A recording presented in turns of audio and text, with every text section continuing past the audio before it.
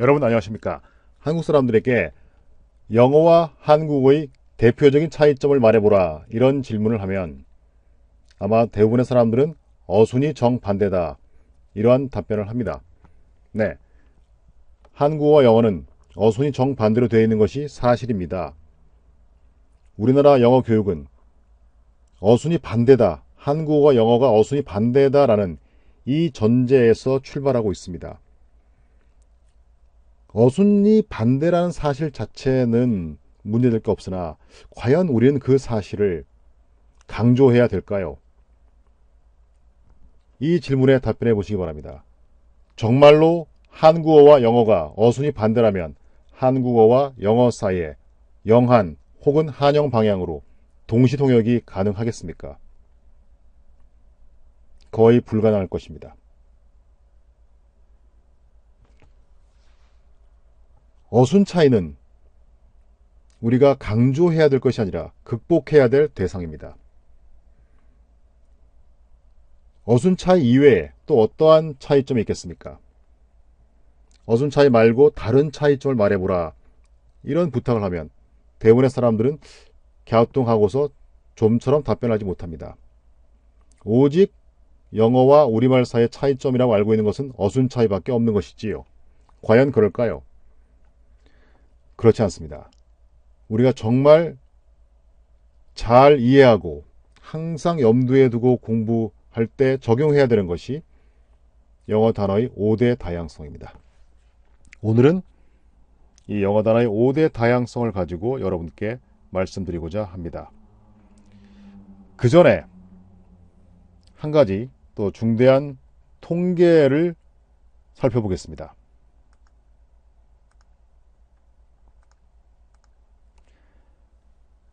우리나라 사람들의 토플 평균 성적에 대한 보도를 잠깐 훑어보도록 하겠습니다. 2005년 9월부터 2006년 12월까지는 147개국 중에서 111위를 기록했고 2007년에는 155개국 중 90위, 2008년 161개국 중에서 89위, 2009년 157개국 중 71위, 2010년 163개국 중 80위, 2011년 150개국 중 70위를 기록해서 점차 상승 추세를 보이고 있다. 이런 보도가 있었습니다. 조금씩 상승하고 있다는 것은 좋은 소식이지만 과연 이 성적에 우리가 만족할 수 있을까요? 2011년 통계가 150개국 중에서 70위입니다. 정말 형편없는 성적이죠. 경제와 관련한 통계와 비교해 보기로 하죠. 우리나라 경제력은 세계 15위라고 알려져 있습니다. 무역량은 8위, 9위를 기록하고 있다고 합니다. 한국인의 국민 평균 IQ는 전 세계 5위권 안에 들어간다고 하지요. 교육열로 따지면 아마 세계 첫째일 것입니다. 둘째가라면 서로 하겠지요. 우리나라 사람들은 머리도 세계 5위권 안에 들고 공부하겠다는 의욕도 세계 최고이고 또 공부하는 데 필요한 돈도 충분히 있습니다. 경제력이 15위인 나라입니다. 공부하는 데 필요한 정말 필수적으로 필요한 좋은 조건들을 다 갖추고 있음에도 불구하고 왜 우리의 영어 성적은 이토록 형편없을까요? 그것은 우리가 영어를 가르치고 공부하는 방법에 심각한 문제가 있다는 것을 증명해 주는 것입니다. 방법에 문제가 있는 상황에서는 우리가 아무리 열심히 한다고 해서 나아지지 않습니다. 틀린 방법으로 열심히 한다면, 더 열심히 한다면 더 참담한 결과가 생길 뿐입니다. 무조건 외우고 시험에 맞춰서 공부하고 이런 식으로 해가지고는 희망이 없습니다. 그래서 저는 오늘 여러분들에게 우리가 영어를 공부함에 있어서 가장 기본적으로 이해하고 항상 염두에 두고 공부해야 될 것이 영어 단어의 5가지 다양성이다 라는 말씀을 드리고자 합니다. 자, 영어 단어의 5대 다양성 알아보겠습니다.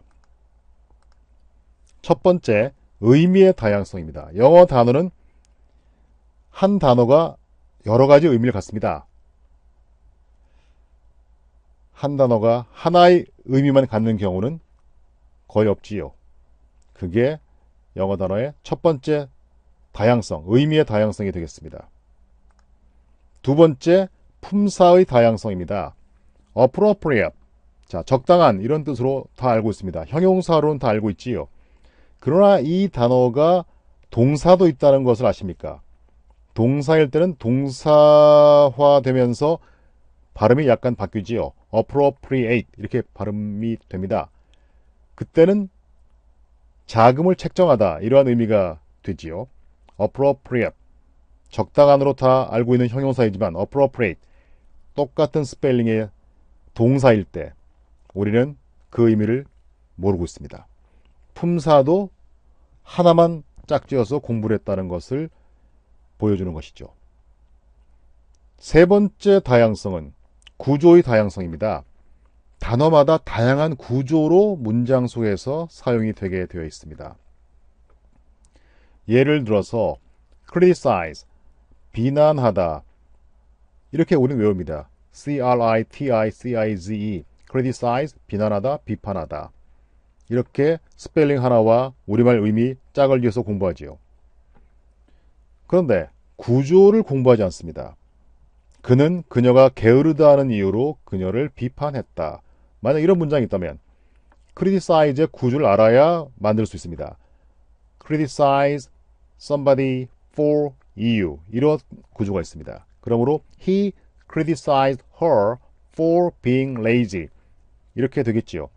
단순히 criticize 비난하다 이렇게만 알아두어서는 문장을 만들지 못합니다. 영어 공부의 최종 단계는 문장을 만들어내는 것입니다. 문장을 만들어서 글로 쓰면 영작이 될 것이고 말로 하면 스피킹이죠. 결국 영작과 스피킹, 문장 만들기가 영어 공부의 마지막 목표입니다. 다른 모든 것들은 문장을 만들어낼 수 있는 실력을 갖추기 위한 기초에 불과한 것입니다. 이 사실도 항상 기억하면서 공부해야 될 것입니다. 단어를 공부할 때마다 다양한 구조를 공부해야만 합니다. decide 같은 경우에 decide 투부정사 잘 알고 있죠. 어떠한 행동을 하기로 결정하다. I've decided to study English hard. 나는 영어를 열심히 공부하기로 결정했다. 이런 거 알고 있습니다. 그러나 decide 대절만 가도 모르는 사람들이 많습니다. decide 대절로 연결되면 대절 이해하다라고 판단하다의 뜻이 됩니다. I decided that 영희 stole the money. 그러면 나는 영희가 그 돈을 훔쳐갔다고 판단했다. 이런 의미가 되죠. 단어는 다양한 구조로 사용됩니다. 단어 공부할 때 그 단어의 다양한 구조를 반드시 공부해야만 합니다. 네 번째, 수거의 다양성입니다. 하나의 단어가 여러 단어와 합쳐서 다양한 수어가 만들어지지요. 예를 들어서 우리가 line, 선이라는 단어가 있습니다. L-I-N-E 이 단어가 들어가서 만들어지는 수거들 과연 몇 개나 알고 있습니까? line이란 단어, 선, 줄 이런 의미로 우리가 다 아는 단어인데 과연 line이 만들어내는 수거는 몇 개나 알고 있습니까? be on the line 이렇게 된 게 있는데 이 수거는 어떤 뜻일까요? be on the line 하면은 위험에 빠져 있다 이런 뜻이죠. 만약 몇몇 미국인이 테러 분자들한테 납치되어 있다거나 할 경우에 American lives are on the line 이렇게 할 수 있죠. line은 알지만 be on the line 과연 알고 있습니까? 그뿐만 아니라 line이 만들어내는 여러 가지 수거 과연 몇 개나 알고 있을까요? 또 ball, B-A-L-L 네, 공이라는 뜻이지요. 그 공이라는 단어가 들어가는 수거는 또 몇 개나 알고 있습니까? 볼, 공, 다 알지요. 그러나 볼이 들어가는 수거는 잘 모르는 경우가 태반이죠. 이게 우리의 문제점입니다. 다섯 번째, 시노님이 되겠습니다. 동의어가 여러 개가 있습니다. 동의어를 여러 개 알아둬야 되고 뭉뚱그려서 비슷한 말이다 라고 하지 말고 그 동의어들끼리 의미와 용법 차이를 확실히 구별할 수 있도록 공부해야만 합니다. 그래서 일단 5가지 정리해보면 영어 단어는 의미, 품사, 구조, 수거, 시노님 이렇게 5가지 차원의 다양성을 갖고 있습니다. 단어 하나를 공부할 때 이 5가지 차원의 다양성을 다 챙겨서 공부해야만 합니다. 여러 가지 의미, 여러 가지 품사, 여러 가지 구조, 여러 가지 수거, 여러 가지 비슷한 말. 저는 동의어라는 말보다는 비슷한 말이라는 것이 더 맞는 말이라고 생각합니다. 같을 동, 뜻의, 뜻이 같다. 뜻이 같지가 않지요. 같지는 않고 비슷하기 때문에 같다라고 말하는 데는 어폐가 있습니다. 그래서 동의어들은 서로 이것들이 서로 동의어다 이렇게 아는 게 중요한 게 아니라 그 소위 비슷한 말들, 동의어들끼리 의미 차이, 용법 차이를 구별할 수 있는 실력을 갖추어야만 합니다. 자, 이제 하나씩 좀 더 알아보겠습니다. 첫 번째, 의미의 다양성. smart 이라는 단어, 우리가 다 아는 단어입니다. 어떠한 의미인가요? 똑똑한, 네, 이런 의미죠. 자, 이 예문 하나 보겠습니다. 영희's teacher says she's one of the smartest kids in the class. 자, 영희의 선생님은 영희가 자기 반에서 학급에서 가장 똑똑한 아이들 중 한 명이다 라고 말씀하고 계시다. 자, 이럴 때 스마트하다는 것은 똑똑하다 이런 뜻이죠. 우리가 잘 알고 있습니다. 네. 그런데 스마트에는 다른 의미는 없겠습니까? 예를 들어서 She works in a very smart new office overlooking the river. 이런 문장이 있을 때 그럼 very smart new office가 매우 똑똑한 새로운 사무실일 턱은 없지 않습니까? 과연 이 문장에서 smart의 의미는 무엇이겠습니까? 이때는 똑똑하다는 게 절대 아니겠지요.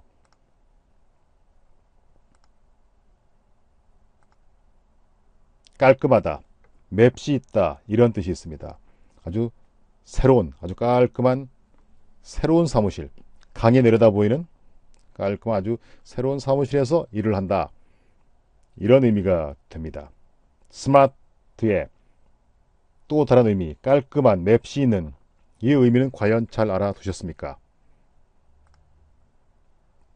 또 한번 다른 문장을 보겠습니다. Susie and I went to a smart restaurant yesterday. 자, Susie and I went to a smart restaurant yesterday. A smart restaurant. 설마 이것이 똑똑한 식당은 아니겠지요? 수지와 나는 어제 한 똑똑한 식당에 갔다? 설마 그렇겠습니까? 과연 이 문장에서 스마트의 의미는 무엇이겠습니까? 상류층이다, 고급이다 이런 뜻입니다. 수지와 나는 어제 아주 고급 식당에 갔었다. 이런 얘기지요. 네, 스마트의 이런 의미도 있습니다. 고로 이 스마트는 단어만 그렇다는 게 아니라 영어 단어가 다 이런 식이란 얘기죠. 의미가 여러 가지니까 제발 부탁드리건데 사전을 펼쳐서 primary meaning 하나만 짝지어서 외우고 사전을 닫아버리는 이런 식으로 공부해서는 절대로 안 됩니다. 자, 또 다른 문장을 보겠습니다. She gave him a smart smack on the bottom. 이때 smart는 뭘까요? 스마트는 똑똑하다. 과연 여기서 그런 뜻일까요? 여기서는 재빠르고 힘차다, 활기차다 이런 뜻입니다. 그러니까 그녀는 그 녀석의 엉덩이를 아주 재빨리 세게 한 대 때렸다. 뭐 이런 뜻이 되는 것이죠. 그렇죠? 재빠르고 활기차다. 아주 퀵하고 굉장히 그 강력하다. 네. 힘세다. 그렇죠? 이런 뜻이 있는 것이죠. 자, 다음 문장을 한번 해석해 보시기 바랍니다. His eyes were smarting from the smoke. 이 문장이 있죠? 이 문장에서 smarting이 보이는데 smart에다가 ing를 붙였다는 거 아니겠습니까? 그 smarting이 가능하다면 그것은 smart이란 단어가 동사가 있다는 것을 입증해 주는 것이죠. 그렇죠. 그럼 과연 우린 smart의 동사일 때의 의미를 알아두었을까요? 그저 형용사로 똑똑한 이거 하나만 알고 있는 건 아닙니까? 이 문장은 연기 때문에 그의 눈이 따끔거렸다. smart 한다는 것은 따끔거린다, 쑤신다 이런 뜻이 있습니다. 그래서 his eyes were smarting from the smoke. 연기 때문에 그의 눈이 따끔거렸다. 이런 의미가 되겠습니다. 자, smart의 또 다른 예문을 보겠습니다. The senator was smarting from his defeat in the vote. 이런 문장이 있습니다. 그러면 이 문장의 의미는 어떻게 될까요? 그 사원 의원은 표결에서 그가 패배한 것 때문에 속이 쓰렸다. upset 하다. 이것을 smarting 한다라고도 하죠. 네. 가슴 아파하고 속이 쓰리고, 그렇죠. 이걸 또 마음이 smarting 한다 이렇게 표현합니다. The senator was smarting from his defeat in the vote. 네. 이것이 동사 smart의 또 다른 의미지요. 그래서 smart는 동사로 쓰면 따끔거리다 혹은 속상해하다 이런 의미가 된다는 것입니다. 그러면 best라는 단어 한번 알아볼까요? 과연 이 단어는 형용사 good의 최상급이기만 하겠습니까? 그러면 best는 형용사밖에 없을까요? 품사가? 다른 품사는 없나요? 네, good의 최상급으로만 알고 있다면 또 공부를 잘못한 것이죠. 다음 문장을 보겠습니다. He bested his opponent in just 2 rounds. 그럼 어떻게 됩니까? In just 2 rounds. 겨우 2라운드 만에 he bested his opponent. 그는 그의 상대방 선수를 무찔렀다, 이겼다. 이런 의미가 됩니다. 또 이 문장 어떤가요? Many doctors average 70 hours a week. 이 문장에서 주어는 many doctors입니다. 그럼 동사가 average가 되죠. 그럼 어떻게 됩니까? 많은 의사들은 일주일에 평균 70시간을 일한다. 이런 의미의 문장이지요. 이 문장에서 average는 동사로 사용된 것입니다. 그런데 우리는 보통 average 하면 명사로만 알고 있지요. 자, 명사로만 알고 있을 경우에는 아래와 같은 문장이 나오겠지요. Many doctors work on average of 70 hours a week. 이 문장에서 on average of 70 hours, 평균 70시간. 이때 average는 명사이지요. 그런데 위의 문장처럼 average를 동사로 사용하게 되면 문장이 간결해진다는 것을 볼 수가 있지 않습니까? average를 우리는 동사로도 사용할 수 있어야 되겠지요. 네, average는 명사만 있는 게 아닙니다. 그 다음, 가계부채가 눈덩이처럼 불어나고 있다. 이 문장을 한번 영어로 옮겨 보겠습니다. 그렇다면 가계부채, household debt, 늘어나고 있다, 불어나고 있다, is growing, 눈덩이처럼, 그러면 like a snowball, 이렇게 아마 옮길 것입니다. 이 문장 맞는 문장이긴 합니다. 그런데 다른 방법은 없을까요? Household debt is snowballing. 이렇게 할 수 있습니다. 스노볼링이 가능하다는 것은 스노볼의 동사가 있다는 뜻이지요. 그래서 눈덩이처럼 커지다, 불어나다 이런 의미의 동사가 있다는 것입니다. 스노볼을 명사로 알아뒀다가는 이런 문장을 만들 수 없습니다. 동사도 있다라는 것을 알아둔 사람은 household debt is snowballing. 이런 문장을 만들면서 간결한 문장을 만들어내게 되는 것입니다.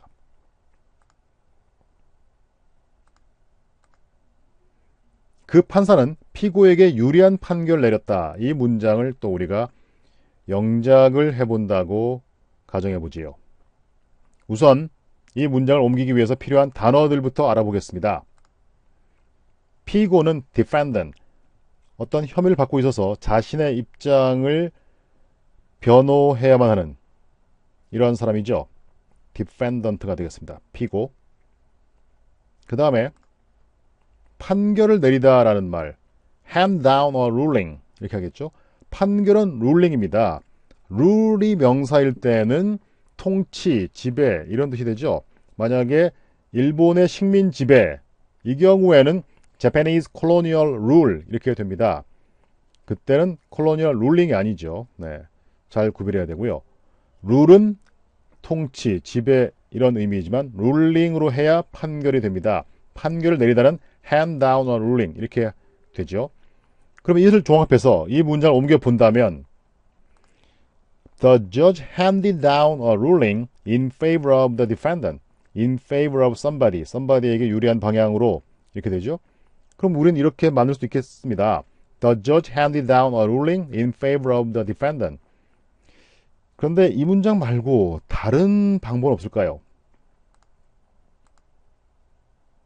The judge ruled for the defendant. 이렇게 할 수 있습니다. 자, 룰, 판결을 내리다 에서 hand down a ruling만 알아둘 게 아니라 룰을 동사로 쓰는 것도 알아뒀어야 할 것이고 그 다음에 rule for somebody 그러면 for 쪽에게 유리한 판결 내리다. 만약에 rule against가 되면 누구누구에게 불리하게 판결하다가 되지요. 과연 우리는 rule이란 단어를 공부할 때 rule for, rule against 이런 식의 구조는 공부합니까? 각 단어마다 다양한 구조가 있습니다. 그 구조를 반드시 공부해야 되겠죠?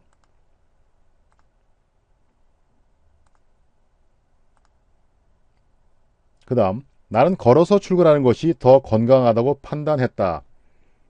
네, 이 문장을 또 영작을 해보겠습니다. 그러면 I have decided that it is healthier to walk to work 이렇게 되겠죠? 아까 도입부에서 말씀드렸다시피 decide는 decide 투부정사만 있는 게 아니라 decide 대절이 있습니다. 대절 이해하다라고 판단하다라는 의미가 되지요. 그래서 I have decided 최근에 그렇게 판단했다는 얘기죠.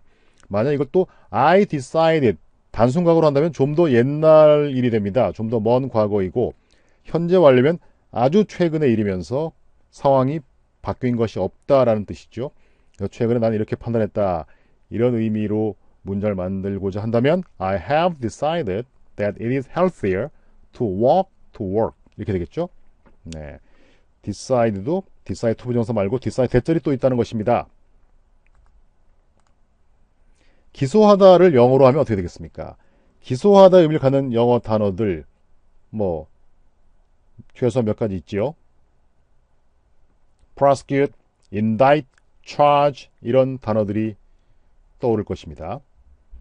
그런데 이 단어들이 다 기소하다라는 의미가 있기는 합니다. 그런데 우리는 이 단어를 공부하면서 단순히 동의어들이다, 기소하다라는 뜻만 있다 이렇게 공부하는 건 아닙니까? 이 단어들의 구조를 제대로 공부했을까요? 자, 그 지방검사는 철수를 살인 혐의로 기소했다. 이 문장을 영어로 옮겨보기로 하지요. 그 지방검사는 철수를 살인 혐의로 기소했다. 어떻게 되겠습니까? The district attorney prosecuted 철수 for murder 이렇게 되겠죠. 지방검사, district attorney 이렇게 되죠. 여기서도 또 우리가 알 수 있는 게 attorney 하면 변호사로 기억하고 있는 사람들이 많은데 네, attorney는 변호사이기도 하고 검사일 수도 있습니다. 양쪽 다 가능하지요. attorney는 양쪽 다 되기 때문에 이 낱말만 보고서는 어느 쪽인지 알 수가 없습니다. 문맥이 필요합니다. 또 앞에 어떤 말이 붙어올 때 검사인지 변호사인지 우리는 판정할 수가 있습니다. 디스트릭 어터니 이것은 이제 지방 검사가 되겠고 만약 디펜스 어터니 이렇게 한다면 피고 측 변호인이 되는 것이죠. 또 prosecutor 검사를 어터니로 표현하고자 한다면 prosecuting attorney, a prosecuting attorney 이렇게 하면 prosecutor를 어터니로 표현할 수도 있습니다. 이 사실에서 또 우리는 무엇을 알 수 있습니까? 문맥이 필요하다는 것이죠. 영어는 이와 같이 의미도 많고 품사도 많고 하기 때문에 문장 속에서 어떠한 의미인지 품사인지 이걸 판정을 해야 되는데 그러려면은 문맥을 잘 보고 알아낼 수밖에 없는 것입니다. 우리말은 대개의 경우 한 단어가 한 가지 의미, 한 가지 품사와 짝을 짓고 있기 때문에 문맥이라는 것이 거의 필요가 없지요. 가끔씩 문장이 혼동될 때만 좀 문맥을 동원하면 되지만 영어는 그렇지 않다는 것이죠. 자나깨나 항상 문맥을 고려해야만 되는 것입니다. 고로 다시 한번 말씀드리지만 그저 한 가지 의미, 한 가지 품사로만 기억했다가 독해 같은 것을 할 때 하나의 의미, 하나의 품사를 짝지어서 이렇게 번역했다가는 오류가 날 수밖에 없는 것이지요. 네. 자, prosecute 같은 경우에 prosecute somebody for 혐의 이런 구조를 사용한다는 것이죠. 그래서 그 지방검사는 철수를 살인 혐의로 기소했다. 이 문장을 영어로 하면 The district attorney prosecuted 철수 for murder 이런 문장이 나온다는 것입니다. 그래서 prosecute의 구조는 prosecute somebody for 혐의 이렇게 된다는 것이죠. 그런데 charge로 이 문장을 만들어 본다면 The district attorney charged 철수 with murder가 됩니다. 기소하다의 의미일 때 charge 동사의 구조는 charge somebody with 혐의 이렇게 써야 합니다. 아까 prosecute는 prosecute somebody for로 갔지만 charge는 charge somebody with 혐의가 됩니다. 의미는 charge나 prosecute 다 기소하다일 수 있으나 구조는 달라지는 것이죠. 각 단어마다 구조를 잘 알아두어야만 하는 것입니다. 자, 아까 도입부에도 살짝 말씀드렸었는데 공이란 의미의 단어 ball 우리가 누구나 아는 단어일 것입니다. 그런데 공이라는 의미의 이 ball이 들어가는 수거들, 표현들 과연 우리는 얼마나 많이 알고 있을까요?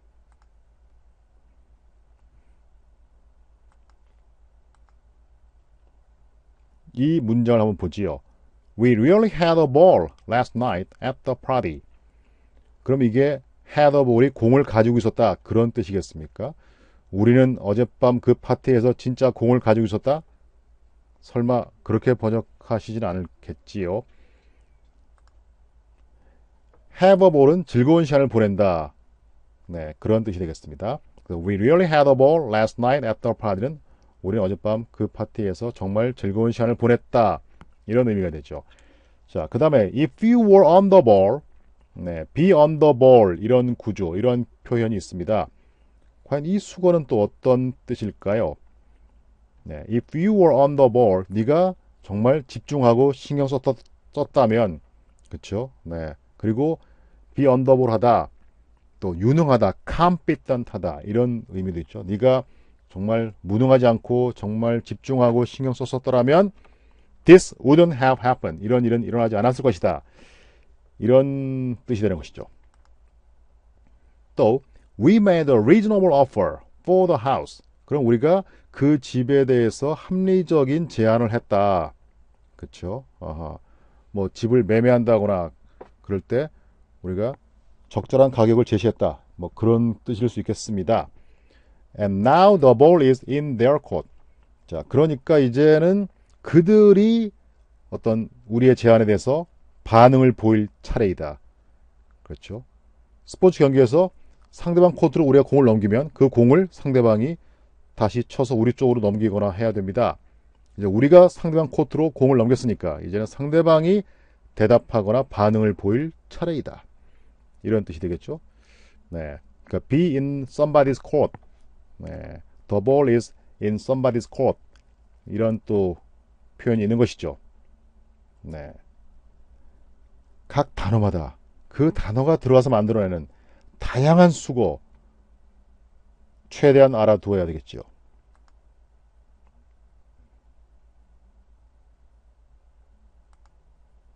다섯 번째, 영어 단어의 5대 다양성 중에 마지막, 시노님의 다양성, 비슷한 말들이 여러 개가 있습니다.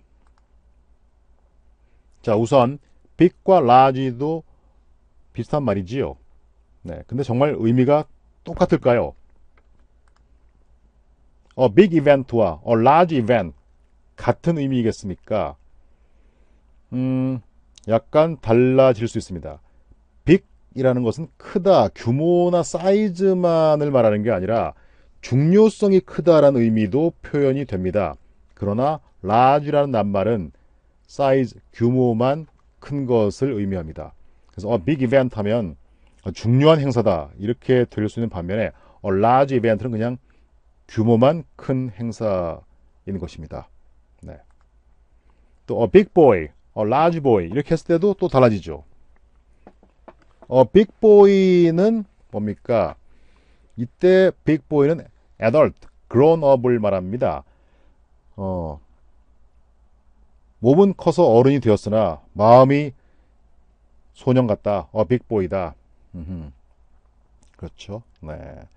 그럼 large boy는 체격이 큰 소년, 몸집이 큰 소년이란 뜻만 있는 것이죠. 그렇기 때문에 big과 large도 비슷한 말이지만 똑같다고는 할 수 없겠지요. 또 win과 defeat 이 경우에 뭐 승리하다 이렇게 우리가 의미를 볼 수 있는데 과연 win과 defeat은 또 그러면 같은 말인가? 그렇지 않겠지요. 예를 들어 보겠습니다. He defeated his opponent in the tennis final.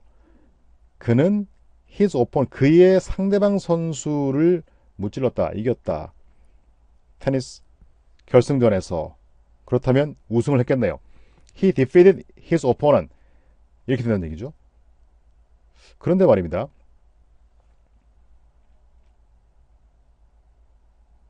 We won the semi-final and made it to the final.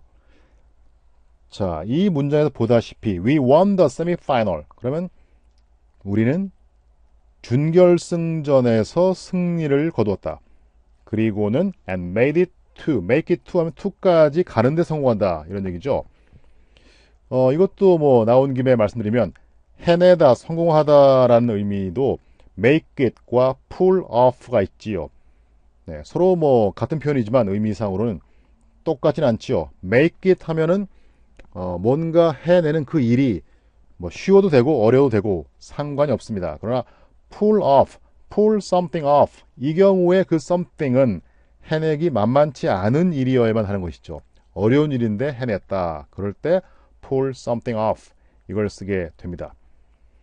그리고 또 make it은 뒤에 to 장소 이 구조가 있죠. make it to 장소 하면 그 장소까지 가는데 성공하다 이렇게 됩니다. 그래서 We won the semi-final and made it to the final. 우리는 준결승전에서 승리하고 결승전에 진출했다. 이렇게 되겠는데요. 이 두 문장을 통해서 우리가 알 수 있는 것은 defeat도 이기고 뭐 win도 이기는 거지만 defeat은 그 상대방 선수 이게 목적어가 됩니다. 반면에 win으로 하면 목적어가 사람이라기보다는 시합, 경기가 되겠지요. 네. 이렇게 또 용법이 달라지는 것입니다. 또 뭐 고전적인 거 하나 알아볼까요? surprising과 amazing 다 놀랍다는 뜻이지만 동의어이지만 다르지요. surprising은 예상하지 못한 일을 만날 때 놀라는 것입니다. 그래서 우리말로는 surprising을 뜻밖이다, 의외다라고 번역할 수가 있습니다. 반면에 amazing은 품질이 우수해서 너무나 뛰어나서 훌륭해서 놀라는 것이 amazing이 되겠습니다. 우리말은 둘 다 놀랍다 이렇게 뭐 놀라운 이렇게 번역할 수 있겠으나 영어로는 의미가 다른 것이죠. 이 사실을 통해서도 우리가 또 깨닫게 되는 것이 있습니다. 우리말로는 구별이 안 되는데 영어로는 의미가 다르다. 그것은 무엇을 말합니까? 영어 단어가 전 세계에서 어휘수가 제일 많습니다. 그에 비해서 우리말 단어는 그렇게 영어만큼 단어 수가 많지 않지요. 벌써 몇 년 전에 공식적으로 영어는 100만 개가 넘었습니다. 어휘수가 100만 개를 돌파했고요. 우리나라 말 같은 경우에 뭐 이승 국어 대사전 이런 것을 기준으로 보면 20몇만 개 되지요. 그렇게 보자면 우리는 영어에 비해서 한 5분의 1 정도밖에 안 되는 어휘수를 지니고 있다는 것을 알 수 있습니다. 그렇죠. 그럼 그 사실을 통해서도 우리는 또 무엇을 할 수 있습니까? 영어가 A, B, C, D, E 5가지 각기 다른 단어로 표현되어 있을 때 그걸 우리말로 옮겨버리면 그냥 우리말의 가 이런 것처럼 하나의 단어로 옮길 수밖에 없는 경우가 많다라는 것을 말하는 것이죠. 그리고 또 거꾸로 보면 우리말이 뭐 가라는 하나의 단어가 있을 때 그거를 영어로 옮기면 문맥에 따라서 상황에 따라서 A, B, C, D, E 5가지 단어로 또 선택해서 잘 옮겨야 된다는 뜻이기도 합니다. 그렇죠. 네. 자, 그래서 surprise, amazing 동의어이지만 다른 것이죠. 그러면 going shopping with a baby. 자, 이게 이제 무생물 주어가 되겠습니다. Going shopping with a baby requires a surprising amount of physical effort. 이런 문장이 있는데요. 아기를 데리고 쇼핑을 가면 꼭 필요하다 이거죠. 뭐가 필요하냐면 a surprising amount라는 것은 놀라운 양이라는 것은 우리가 예상하지 못한 양, 의외의 양, 뜻밖의 양이다. 그렇죠? 네. 뜻밖에도 정말 상당한 육체적인 노력이 필요하다. 이런 얘기죠. 네. 아이를 데리고 네. 쇼핑 가면 뜻밖에도 상당한 육체적인 노력이 필요하다. 이런 문장이겠네요. 자, 이 문장을 또 한번 보시죠. I think you are doing an amazing job with those children. 이 문장일 때 do an amazing job. 일을 아주 잘하고 있다. 그 일의 품질이 우수하다. 이런 얘기죠. 뭐 예상 못했다. 그런 건 아니잖아요. 그래서 나는 네가 그 아이들을 데리고 참 잘 해내고 있다고 생각한다. 그 아이들을 잘 다루고 있다고 생각한다. 네. 무슨 뭐 그 문제 아이들이라고 볼 때 말 안 듣고 문제 아들인데 그 문제 아들 네가 참 잘 다루고 있구나. 네. 이런 뜻이 되는 것이죠. 네. 그 다음에 careful과 cautious.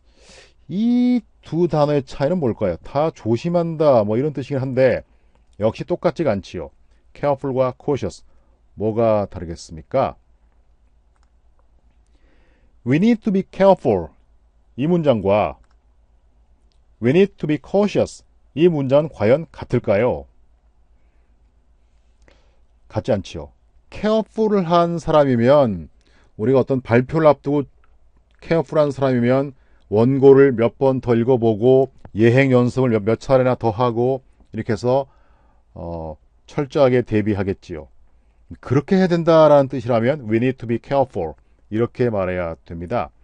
그런데 we need to be cautious 이렇게 하게 되면 cautious하다는 것은 결국은 좀 뭐라 그런가요?